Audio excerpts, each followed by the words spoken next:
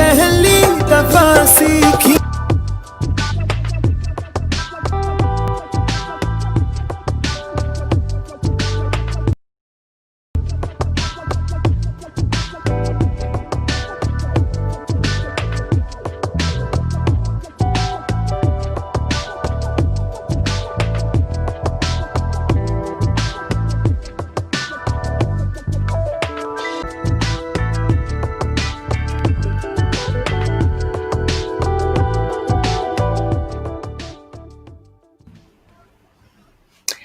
Welcome back. We've been looking at some images there from Sirsa in India, and there are a few clouds there that are really annoying me, Graham.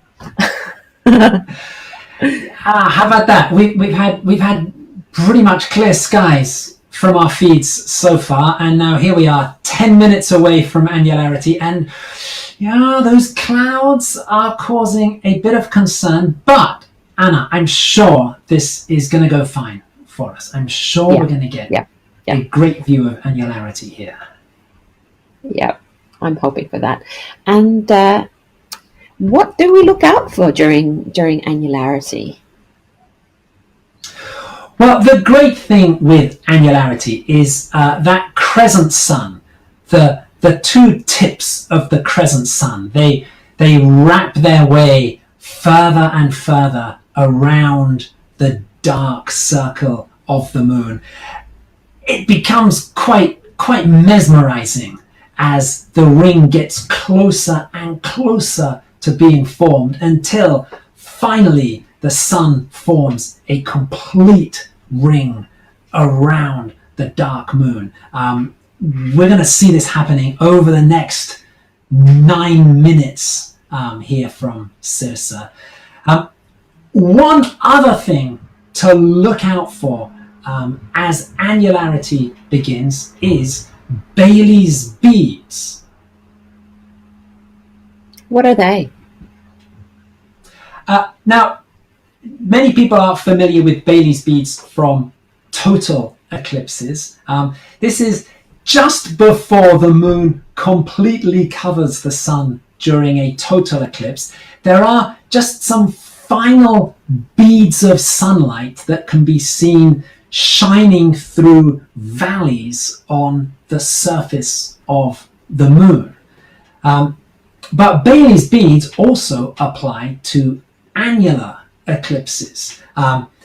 In fact, Francis Bailey, the English astronomer who first gave the proper description of what these beads of sunlight were, he actually wrote his paper after observing an annular eclipse in Scotland in 1836. So as the moon moves across the sun, and as that ring of fire forms, just before the ring becomes a full ring, we might see a slightly broken ring. Just these beads of light. This is the sun shining through the valleys between mountains on the very edge of the moon. And that's going to be one exciting feature to look out for during annularity. Interestingly, our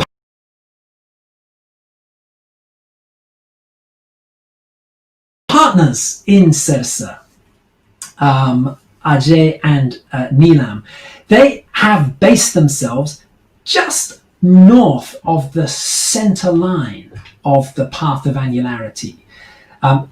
If you're on the very center line of the eclipse, then the moon passes right through the center of the sun. Our feed is coming from just north of the center line. It's about 4 kilometers north of the center line. This means that instead of passing right through the center of the sun, the moon is going to be just grazing, sliding more across the edge of the sun. This means that annularity will be a bit shorter, but it'll give us more chance to see Bailey's beads. So we're giving up a few seconds of annularity to have a better chance of seeing Baily's beads as the moon grazes across the edge of the sun. And it looks like the clouds are staying away. We've got about 5 minutes until we're at annularity in Tirsa. So I think we're just going to leave you here unless you have some more things to tell us about what to look at during annularity, Graham? No, I think it would be great to just enjoy watching this 5-minute countdown, and then we will have about 30 seconds of annularity from Sirsa, and then the ring will be broken again, and we will be back to a crescent sun, but on the other side of the sun. The crescent sun will have flipped around, and it'll be a mirror image of what we're looking at now.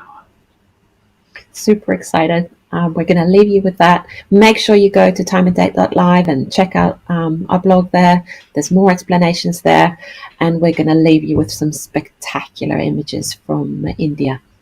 We'll see you soon.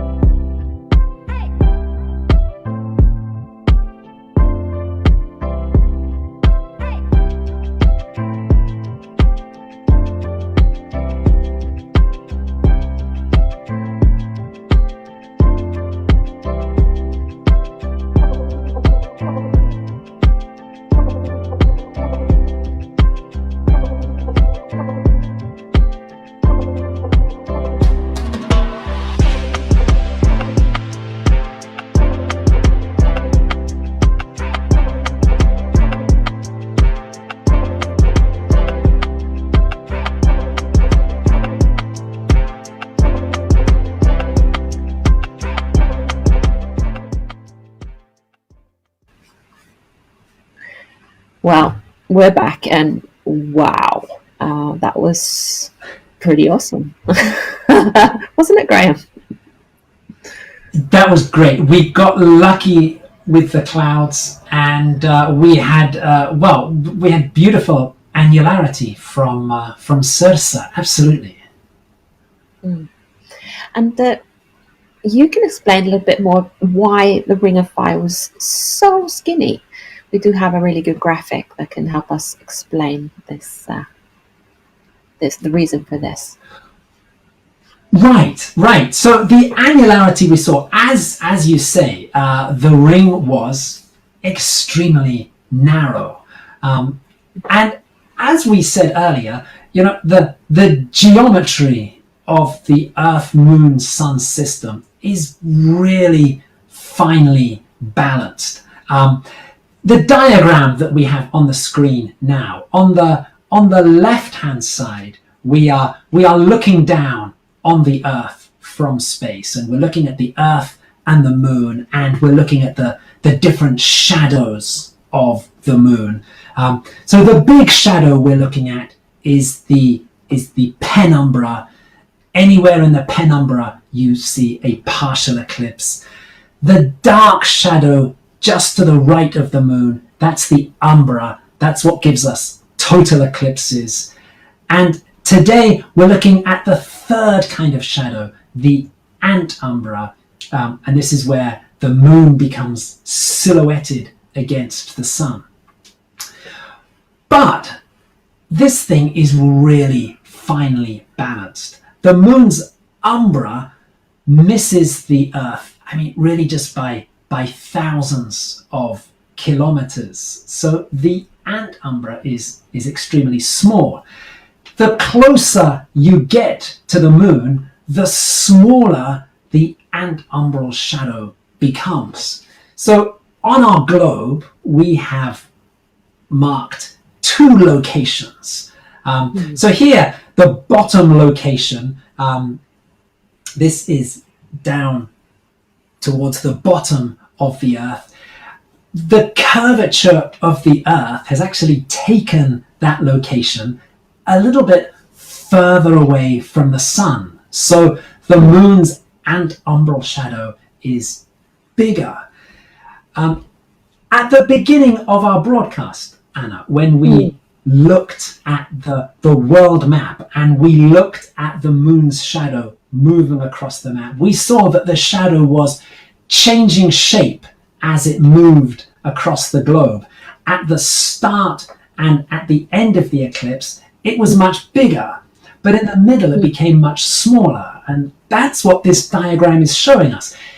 If we look at our second location on the globe, if we move up on the globe, here the Earth's curvature is actually bringing us up closer to the Moon. It's bringing us closer to the Moon's umbra. It's bringing us closer to a total eclipse. Now, today it was impossible to actually get right into the umbra, but at the midway point of the eclipse, it is only just an annular eclipse. It's very, very close to being a total eclipse. Now, the annularity that we just watched in Sirsa, this happened at 11:56 a.m. local time. So it was pretty much noon local time. That tells us that it really was near the middle of the path of annularity. It was about as close to the Moon as we are going to get today. The result of that is shown on the right-hand side of this diagram. We've got two images of the Sun in our eclipse view box on the right-hand side. Now, the bottom image is taken from our first location on the globe. That's where we're further away from the Moon. The Moon's antumbral shadow is bigger, and when we look up at the Moon, we see a smaller Sun. And a smaller Sun gives us a thicker ring. it's a thicker ring of fire. But at our second location, which was, where we were with Sirsa just now, we're much closer to the moon. The moon is bigger, and that means that the ring of fire is much narrower, and, well, it put us very close to having a total eclipse today. Yeah, because it's just a really, really skinny little ring there. And so then the annularity is shorter. Annularity is shorter, that's right. So at the beginning of today's path of annularity, it began in Central Africa at sunrise. There, annularity lasted over a minute because the moon looked smaller. The moon needed more time to work its way across the face of the sun. When we got to India, the moon, closer to the moon became bigger. The moon needs less time to reach across from one side of the sun to the other. So the duration of annularity, only about half the length at the midway point of today's eclipse. And if we used a really, really tall ladder, or stood on top of a really, really tall mountain, or tried to get those few thousand kilometers up, then could we have seen a total solar eclipse? Well, that's right. That's a very good question. Is there any way we can get closer to the moon? I'm not sure about your ladder idea, but certainly the mountains does make a difference. Now, today's annular eclipse is passing over the Himalayas. It's passing over Tibet. The high point of today's eclipse is in the Himalayas. There's the mountain Hardeo, which is 7,500 meters high. That gets us 7.5 kilometers closer to the moon, which isn't that much, but the thing's so finely balanced that difference of a few kilometers does make a difference in what we see.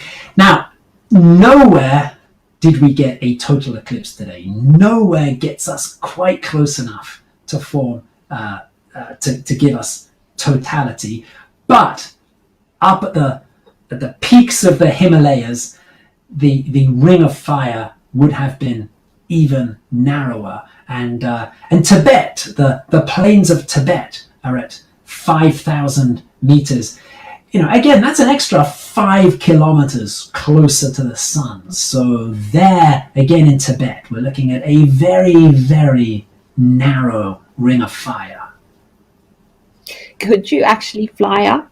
Could you take yourself up high enough to be so that it would be a total eclipse if you didn't climb a mountain? Well, we are looking at we would need to close a gap of a few thousand kilometers. Okay. So it isn't actually. There's no way that we could have actually got ourselves into the moon's umbra today. So, but the point is that yes, the closer you can get to the moon, the bigger the moon is, so the narrower the ring of fire is during an annular eclipse. It's very interesting. And again, we're looking at Sirsa, and the eclipses. We've been at annularity there, so we're looking at the partial eclipse again on the other side of the moon, right, Graham? That's right. We now have the whole process runs in reverse, and that crescent sun will become bigger as the moon slides off the face of the sun. The main action in today's eclipse is now shifting eastwards. So partial eclipses are starting, let's see, in Taiwan. The final bit of land in today's great overland eclipse is Taiwan, and the partial eclipse is starting in Taiwan in around about 2 minutes. So the main, all of the action in the sky is now shifting towards the eastern half of the Asian continent. So we're moving along with the shadow of the Antumbra. That's right. That's right. Yes.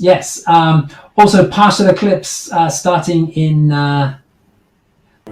In fact, here we have now on our screen. So this is now coming live from Taipei in the northern part of Taiwan. Now, Taipei is not on the path of annularity today. We are hoping to get images from Taiwan further south as well from the path of annularity. In Taipei, the partial phase of the eclipse will start at 6:50 UTC, which is in around about a minute. If we keep watching this image, we might be able to see the start of the partial eclipse. Now, in Taiwan, the moon should start eating away at the sun from, if the sun was a clock face, the moon should start eating away from around about somewhere between 5 o'clock and 6 o'clock on the clock face of the sun. So we can have a look at this sun and see if we can see the moon. There you go. Starting to. No, right. We've got our. This is from our time and date graphic. This is the situation in time. So the moon is right somewhere between the 5 o'clock and 6 o'clock position. The moon should start eating away at the sun any moment now. Here we are back in Sirsa. Yeah. So yeah, We'll see. If we maybe went back to the view from right. There might be some clouds going on. We're going to leave you with this, and hopefully we'll get our feeds from there. You go, it's back, and we're going to leave you for a while. We will be back with more things to learn about eclipses soon. Talk to you later. Bye.